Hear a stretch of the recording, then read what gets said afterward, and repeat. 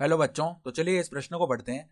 यदि त्रिभुज P Q R जिसके शीर्ष के निर्देशांक p -8,5 q -15, -19 तथा r 1, -7 हो, समीकरण का अंतः कोण p का अर्धक है जो कि ax + 2y + c = 0 लिखा जा सकता है। त्रिभुज पी क्यू आर में लंब केंद्र तथा परिकेंद्र के बीच की दूरी है। तो यहाँ पर देखो, हमें चारों विकल्पों में से सही विकल्प का चयन करना है। ठीक है, तो प्रश्न में आगे बढ़ने से पहले इस प्रश्न से संबंधित जो मुख्य उदाहरण है उसकी हम चर्चा कर लेते हैं। तो देखो, मुख्य उदाहरण क्या हो जाएगी। समकोण त्रिभुज में जो समकोण त्रिभुज का परिकेंद्र होता है, समकोण त्रिभुज का परिकेंद्र परिकेंद्र उसके कर्ण का मध्य बिंदु होता है, उसके कर्ण का मध्य बिंदु होता है। ठीक है, साथ ही साथ देखो, हम जानते हैं कि समकोण त्रिभुज का लंब केंद्र समकोण त्रिभुज का लंब केंद्र उसके शीर्ष लंबों के प्रतिच्छेदन वाला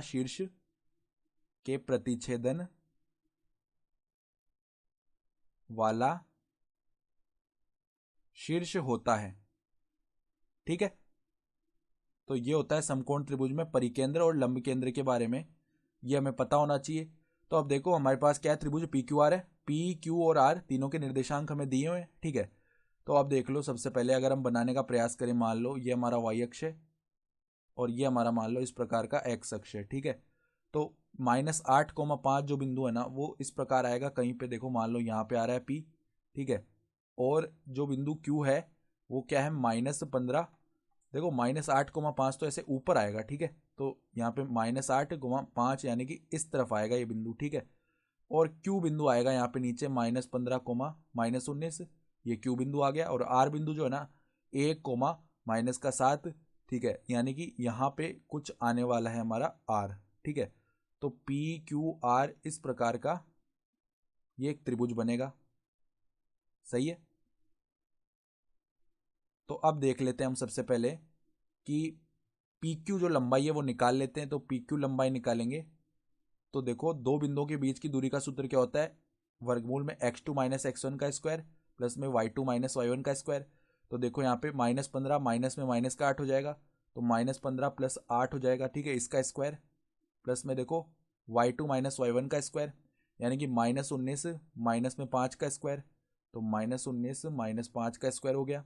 तो देखो, ये क्या बनेगा, -15 + 8, ये कितना बना, ये हमारे पास में बन जाएगा। देखो, इस पद की बात करेंगे तो ये -7 बनेगा, उसका स्क्वायर किया तो 49 बनने वाला है।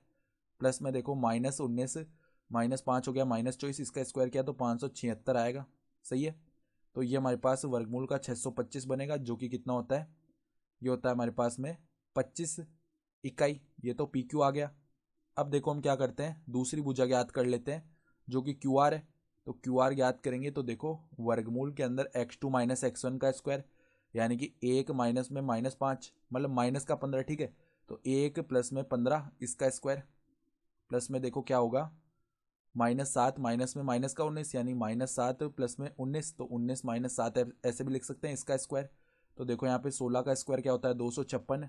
ठीक है, 19 माइनस में 7। ठीक है, तो ये कितना आने वाला है हमारे पास, देखो 19 में से 7 घटा देंगे ना, तो हमारे पास देखो कितना बनने वाला है, प्लस में 12। तो 12 का स्क्वायर करेंगे 144, तो 256 में जब हम 144 जोड़ेंगे ना, तो 6 4 10, फिर देखो वापस यहाँ पे जीरो आएगा, एक हासिल, 2 3 4, यानी ये 400 बनेगा वर्गमूल के अंदर, जो कि क्या होता है, देखो वर्गमूल 400 हमारा कितना होता है, 20 इकाई। तो क्यू आर आ चुका है 20 इकाई। ठीक है, फिर देखो हमारे पास जो तीसरी भुजा है पी आर, वो निकाल लेते हैं। तो पी आर का मान देखो क्या आएगा, वर्गमूल के अंदर यहाँ पे देखना 1 माइनस में माइनस का 8, यानी 1 + 8 का स्क्वायर, प्लस में देखो -7 - 5 का स्क्वायर, तो -7 - 5 इसका स्क्वायर हो गया। तो 1 + 8 9 होता है, उसका स्क्वायर किया तो 81। फिर यहाँ पर -12 का स्क्वायर 144। ठीक है, तो ये देखो कितना आएगा हमारे पास, 144 में हम 81 जोड़ लेते हैं। ठीक है, तो यहाँ पर देखो 225 बनेगा, जिसका वर्गमूल कितना होता है 15 इकाई। सही है। तो अब ये इस प्रकार का त्रिभुज बनेगा। तो अगर हम देखो यहाँ से किसका मान निकालें, अब अगर हम पी क्यू स्क्वायर का मान निकालें ना तो वो 625 आएगा। ठीक है। और हम क्यू आर स्क्वायर प्लस में पी आर स्क्वायर का मान निकालें तो वो कितना आएगा, देखो 400 प्लस में क्या आ जाएगा 225, तो ये भी कितना आएगा 625। यानी कि हम क्या देख पा रहे हैं कि पी क्यू स्क्वायर का जो मान है ना वो किसके बराबर आ रहा है, क्यू आर स्क्वायर प्लस में पी आर स्क्वायर। तो यहाँ पर देखो इस त्रिभुज में पाइथागोरस प्रमेय संतुष्ट हो रही है। जैसे कि मान लो ये इस प्रकार का त्रिभुज बनने वाला है, मतलब कि यहाँ पर देखो पी क्यू, ये तो क्या हो गया हमारा कर्ण हो गया। ठीक है। क्यू आर आ जाएगा आधार और पी आर आ जाएगा लंब। तो इस प्रकार का ये क्या हो गया, एक समकोण त्रिभुज हो गया। ठीक है। यानी कि ये जो बिंदु आर है ना ये तो क्या हो जाएगा, इसका लंब केंद्र हो गया, क्योंकि यही देखो शीर्ष लंबों का क्या है, मतलब त्रिभुज पी क्यू आर तो एक समकोण त्रिभुज हो गया, क्योंकि यहाँ पर पाइथागोरस प्रमेय संतुष्ट हो रही है। ठीक है। और इसका जो लंब केंद्र है वो आर आ जाएगा। तो आर के निर्देशांक देखो सवाल में क्या थे, 1,-7। तो 1,-7 ये तो लंब केंद्र हो गया। और जो हमारा परिकेंद्र है ना उसको हम एक बार के लिए कोई बिंदु ए बोल देते हैं। ठीक है। तो इसके निर्देशांक क्या आएंगे, बिंदु पी और क्यू का मध्य बिंदु। ठीक है। तो बिंदु पी और क्यू का मध्य बिंदु निकाल लेते हैं, क्योंकि परिकेंद्र ये तो होता है ना कर्ण का मध्य बिंदु। तो देखो यहाँ पर पी और क्यू का मध्य बिंदु निकालेंगे तो हमारे पास देखो -8 -15 बट्टा में 2, यानी कि देखो -8 -15 बट्टा 2। मध्य बिंदु कैसे निकालते हैं, x1 + x2 बट्टा 2, y1 + y2 बट्टा 2। ठीक है। फिर 5 -19 बट्टा में 2 आएगा, तो 5 -19 बट्टा 2।